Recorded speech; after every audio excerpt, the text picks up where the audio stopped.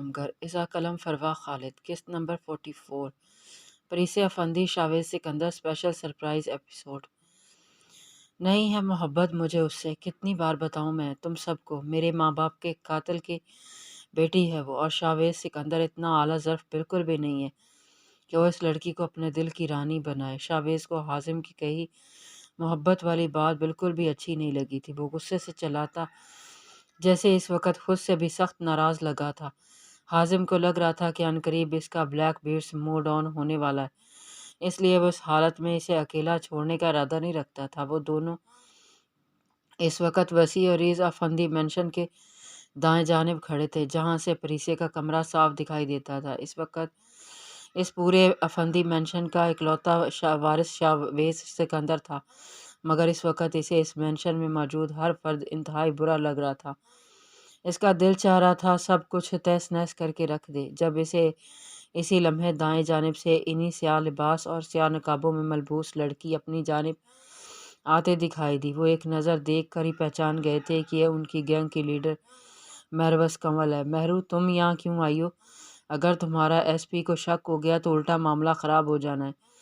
وہ دونوں اس سر پھیری لڑکی کو گھورنے لگے تھے، جو ہمیشہ ایسے ہی اپنی لائف ڈینجر میں ڈالتی رہتی تھی۔ ڈونٹ وری، میرے ایس پی کو بالکل بھی پتہ نہیں چلے گا، میں پورا انتظام کر کے آئی ہوں۔ اور ویسے بھی جب آپ دونوں مجھے میری مشکل گھڑی میں اکیلا نہیں چھوڑتے تو میں کیوں کروں ایسا؟ وہ دونوں جو گاڑی سے ٹیک لگائے کھڑے تھے، مہروش بھی شاویز کے ساتھ آ کر اسی کے انداز میں کھڑی ہو چکی تھی۔ ایکسکیوز می، ہم پر کوئی مشکل گھڑی نہیں آئی ہوئی۔ شاویز نے گردن موڑ کر اسے گھورا تھا، جو نقاب اتارتی حازم کو دیکھ اب مسکرا رہی تھی۔ شاہ سر، ضروری تو نہیں نا کہ نکاح کرنے کے بعد محبت ہونا ضروری ہے؟ نفرت کے تحت بھی تو نکاح کیا جا سکتا ہے نا، جیسے ہمدان نے میرے ساتھ کیا۔ آپ بھی تو ایسا کر سکتے ہیں نا؟ مہروش نے حازم کے اشارہ کرنے پر ڈرتے ڈرتے بات کا آغاز کیا۔ تم دونوں جو کرنا چاہتے ہو نا، میں بہت اچھے سے سمجھ رہا ہوں۔ میں بلیک سٹارز کا بلیک بیٹس ہوں، مجھے بیوقوف سمجھنے کی غلطی مت کرنا۔ میں جا رہا ہوں واپس۔ شاویز ان دونوں کو تیز نگاہوں سے گھورتے ہوئے گاڑی کی جانب پلٹا تھا، جس دوران اچانک اس کی غیر ارادی نگاہ پریسے کی ٹیرس کی جانب اٹھی تھی، اور پھر جیسے پلٹنا بھول چکی تھی۔ سرخ عروسی لباس میں سر سے پیر تک سجی وہ اسے کوئی اپسرا معلوم ہوئی تھی۔ وہ ٹیرس کی ریلنگ تھام کر کھڑی بری طرح سے سسک رہی تھی۔ شاویز سکندر کو لگتا تھا وہ اب کبھی اس منظر سے نکل نہیں پائے گا۔ حازم اور مہروش بھی اس کی نگاہوں کا تعاقب کرتے پریسے کو دیکھ چکے تھے۔ بہت خوش قسمت ہے سر آپ، یہ لڑکی اتنی محبت کرتی ہے آپ سے۔ آج کل کے دور میں ایسی سچی محبت ملنا آسان نہیں ہے، اور اس پرخلوص محبت کو ٹھکرانے سے بڑا گناہ بھی کوئی نہیں ہے، مہروش نم آنکھوں سے بولی تھی، جبکہ حازم بس یہی دعا کر رہا تھا کہ اس کا دوست اس وقت غصے میں اپنی زندگی کا سب سے غلط فیصلہ نہ کر دے۔ مہروش اور حازم بہت اچھے سے سمجھتے تھے شاویز کو۔ وہ جانتے تھے شاویز سکندر پریسے سے بھی بے انتہا محبت کرتا ہے، کیونکہ پریسے ہی وہ واحد لڑکی تھی جسے شاویز سکندر سے اتنی اہمیت ملی تھی، ورنہ اس کے سوا تو شاویز نے کبھی کسی لڑکی پر نگاہ تک نہیں ڈالی تھی۔ بس 20 منٹ بعد پریسے کا نکاح ہے۔ مولوی صاحب افندی مینشن آ چکے ہیں۔ حازم نے اسے ایک یک ٹک پریسے کی جانب دیکھتے پا کر اسے احساس دلانا چاہا تھا۔ اٹھوا لو اس مولوی کو۔ شاویز پریسے پر نگاہیں گاڑتے بولا، ان دونوں کو گہرے جھٹکے سے دوچار کر گیا۔ دونوں شاویز کی جانب مڑے تھے۔ تم سچ کہہ رہے ہو؟ حازم کو یقین نہیں آیا تھا۔ مہروش بھی مسکراتے ہوئے چہرے کے ساتھ اسے ہی دیکھ رہی تھی۔ ان دونوں کے مرجھائے چہرے خوشی سے کھل اٹھے تھے۔ میں بالکل سچ کہہ رہا ہوں۔ شاویز ان دونوں پر ایک نظر ڈالتا افندی مینشن کی جانب بڑھا تھا۔ پریسے اب ٹیرس سے ہٹ چکی تھی، شاید اسے نکاح کے لیے بلانے آ گئے تھے۔ شاہ سر، ایک منٹ۔ مہروش گاڑی سے کچھ نکال کر اس کے قریب آئی تھی۔ یہ ڈریس پریسے کے لیے، آپ اس کو اس دن شاپ میں اس ڈریس کی جانب غور سے دیکھتا پا کر مجھے یہی لگا کہ شاید یہ ڈریس آپ کو پریسے کے لیے اچھا لگا ہے، تو میں نے یہ خرید لیا تھا۔ اس پورے مال میں بلیک کلر کا یہی ایک ہی برائڈل ڈریس تھا۔ مہروش کی بات پر شاویز نے اس کے ہاتھ میں پکڑے ڈریس کی جانب دیکھا تھا۔ اسے بہت اچھے سے یاد تھا کہ پریسے سے پہلی ملاقات میں اس نے پریسے کو سفید فراک میں دیکھا تھا، جو دیکھ اسے پریسے پر زیادہ غصہ آیا تھا، کیونکہ وہ اس کا سب سے ناپسندیدہ کلر تھا۔ تبھی اگلے دن ایک مشن کے دوران اس کی نظر اس بلیک ڈریس پر پڑی تھی، اور انجانے کیوں چند سیکنڈ کے لیے ہی صحیح وہ پریسے افندی کو اس ڈریس میں تصور کر گیا تھا۔ اسے بالکل اندازہ نہیں تھا کہ اس کے ساتھی اسے اتنے اچھے سے آبزرو کرتے تھے۔ شکریہ، وہ سر تاثرات کے ساتھ اس کے ہاتھ سے وہ پیکٹ تھامتا آگے بڑھ گیا تھا، جبکہ حازم اور مہروش ایک دوسرے کی جانب دیکھ کر مسکرا دیے تھے۔ وہ پہلے ہی سارا انتظام کر چکے تھے۔ وہ جانتے تھے کسی بھی معاملے میں ہار نہ ماننے والا شاویز سکندر محبت کے آگے ضرور گھٹنے ٹیک دے گا، اور ایسا ہی ہوا تھا۔ وہ اندر ہی اندر کمزور پڑ چکا تھا، مگر اس کی انا اسے اقرار کرنے کی اجازت نہیں دے رہی تھی۔ پریسے کی سانسیں اٹک رہی تھیں، اسے روم میں عجیب سی گھٹن محسوس ہو رہی تھی، اس لیے وہ باہر آئی تھی۔ اس کے فرشتوں کو بھی اندازہ نہیں تھا کہ اس کی یہ سسکیاں اس کے پروردگار کے ساتھ ساتھ شاویز سکندر کے کانوں تک پہ پہنچ چکی ہیں۔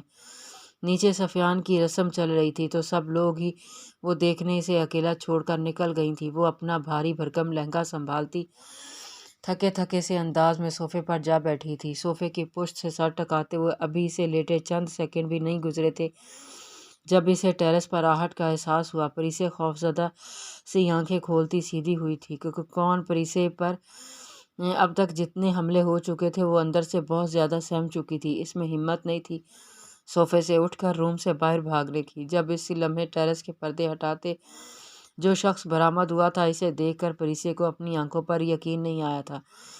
پریسے کو لگا تھا اس کی آنکھوں کو دھوکا ہوا، تو وہ صوفے سے اٹھتی ہوئی شوق کی کیفیت میں سیاہ لباس میں اپنی شخصیت کے تمام تر سحر انگیزی کے ساتھ کھڑے شاویز کی جانب بڑھی تھی، جس نے ہمیشہ کی طرح آج اپنا چہرہ رومال سے ڈھکا ہوا نہیں تھا۔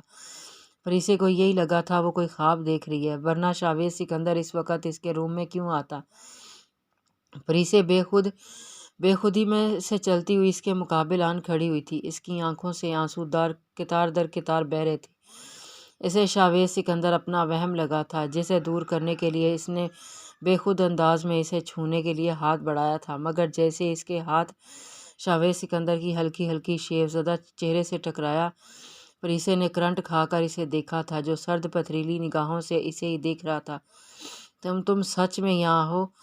پریسے ایک جھٹکے سے پیچھے ہوئی تھی۔ اس چکر میں اپنے ہی لہنگے سے الجھتی وہ بری طرح لڑکھڑا کر پیچھے گرتی۔ شاویز نے بازو پھیلا کر اسے اپنے قریب کھینچ لیا تھا۔ پریسے سیدھی اس کے سینے سے جا ٹکرائی تھی۔ تمہیں کیا لگا تھا اتنی آسانی سے میری نفرت سے بچ جاؤ گی؟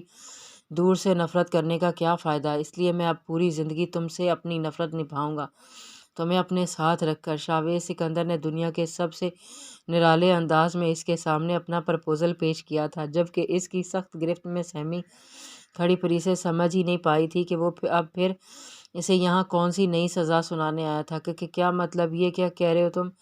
پریسے ہکلا گئی تھی کیونکہ وہ ہاتھ بڑھا کر اس کے کانوں میں پہنے جھمکے اتار چکا تھا۔ پریسے اس کی حرکت پر جی جان سے لرز اٹھی تھی۔ تم پاگل ہو گئے ہو کیا وحشی انسان؟ پریسے اس کی گرفت سے اپنے آپ کو آزاد کروانے کی کوشش کرتی ہوئے چلائی تھی، جو اس کا حلیہ خراب کرنے کے ارادے سے ہی آیا تھا۔ اب تمہیں یہ پاگل انسان اپنی وحشت ناکی سے ہی روشناس کروائے گا۔ چپ چاپ کھڑی رہو۔ شاویز اس کے دونوں کلائیاں کمر کے پیچھے باندھے اب اپنا ہاتھ اس کے ماتھا پٹی کی جانب بڑھا چکا تھا۔ اسے کسی اور کے نام کی دلہن بنی بالکل بھی اچھی نہیں لگ رہی تھی۔ شاویز سکندر، یہ کیا کر رہے ہو تم؟ ابھی تھوڑی دیر میں میرا نکاح ہے میرا، پریسے چلائی تھی۔ اس کے لیے تیار کر رہا ہوں۔ شاویز نے ماتھا پٹی اتارتے جیسے اس کی نیکلس کی جانب ہاتھ بڑھایا۔ پریسے نے گھبرا کر اس کی جانب دیکھا تھا۔ اس کا چہرہ خطرناک حد تک لال پڑ چکا تھا۔ اس کی حالت دیکھ شاویز کی آنکھوں میں ہلکی سی مسکراہٹ ابھری تھی، جو دیکھتے پریسے بے خود ہوئی تھی۔ اس نے آج پہلی بار اس شخص کے چہرے پر مسکراہٹ دیکھی تھی، پر ہلکی سی جھلک دیکھی تھی، جو اگلے ہی لمحے مبدوع بھی ہو چکی تھی۔ شاویز اسے آزاد کرتا پیچھے ہوا تھا۔ 10 منٹ ہیں تمہارے پاس، جلدی سے تیار ہو کر باہر آؤ، فکس 15 منٹ بعد نکاح ہے ہمارا۔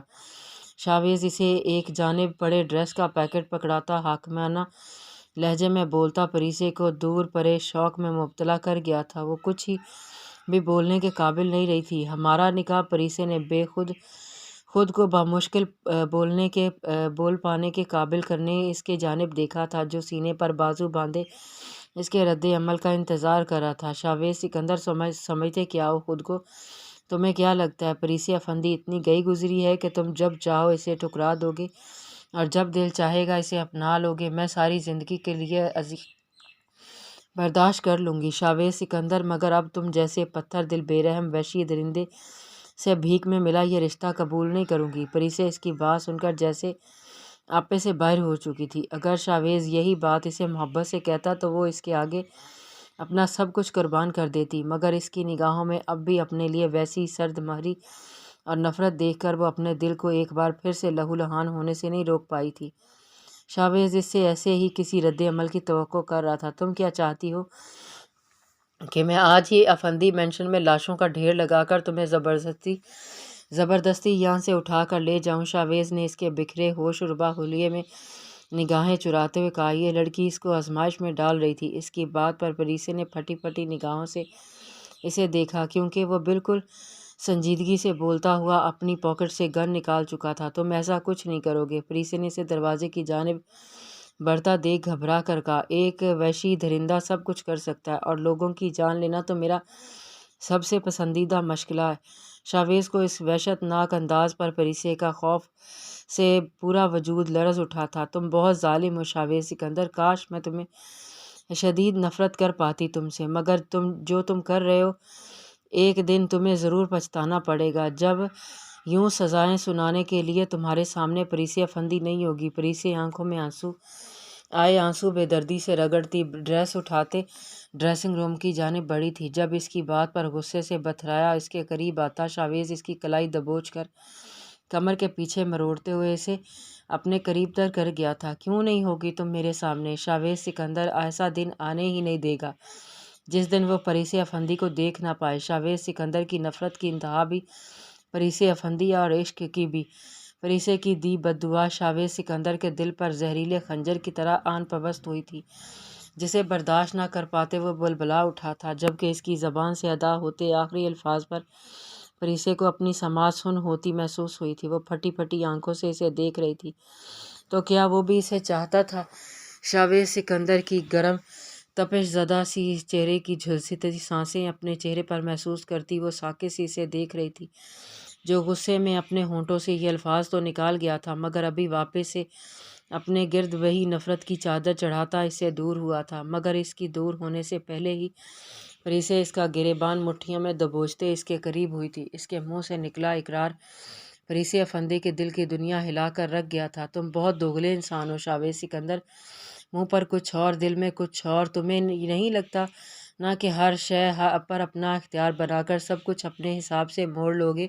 تو بہت بڑی بھول ہے یہ تمہاری۔ آج تک ہر ایک کو اپنے سامنے دباتے اور خود سے ڈراتے آئے ہو نا، لیکن اب ایسا نہیں ہوگا شاویز سکندر۔ اب میں تمہیں بتاؤں گی کہ جو تم کر رہے ہو ویسا اگر کوئی تمہارے ساتھ کرے تو کتنی تکلیف ہوتی ہے۔ پریسے افندی کو بہت ہلکے میں لے رہے ہو تم۔ پریسے بنا اسے ڈرے اس کی آنکھوں میں جھانکتے ہوئے بولتی۔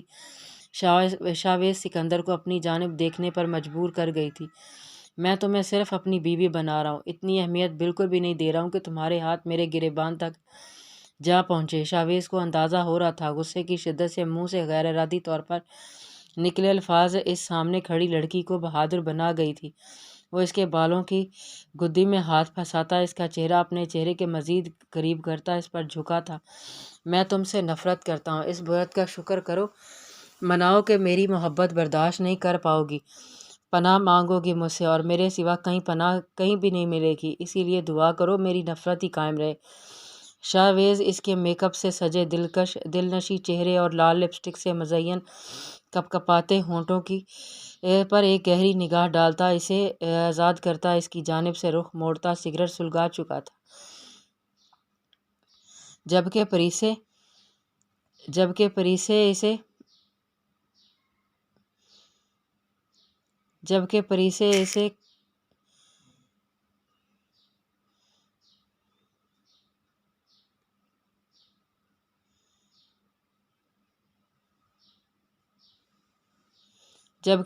اس کی اس روح کو فنا کرتے عمل اور الفاظ سے جیسے ہل بھی نہیں پائی تھی۔ تمہارے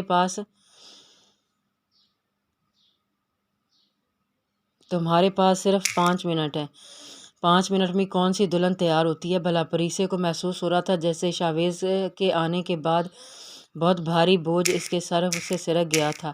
شاویز سکندر جیسے بلیک بیوٹ سے نکاح کرنا کوئی آسان کام نہیں تھا، مگر اس وقت پریسے افندی کا دل جیسے خوشی سے چومنے کو چاہ رہا تھا۔ اس نے شاہ کا سکندر جاوید سکندر سے سچے دل سے محبت کی تھی جو اس کے رب نے اس کی جھولی میں ڈال دی تھی۔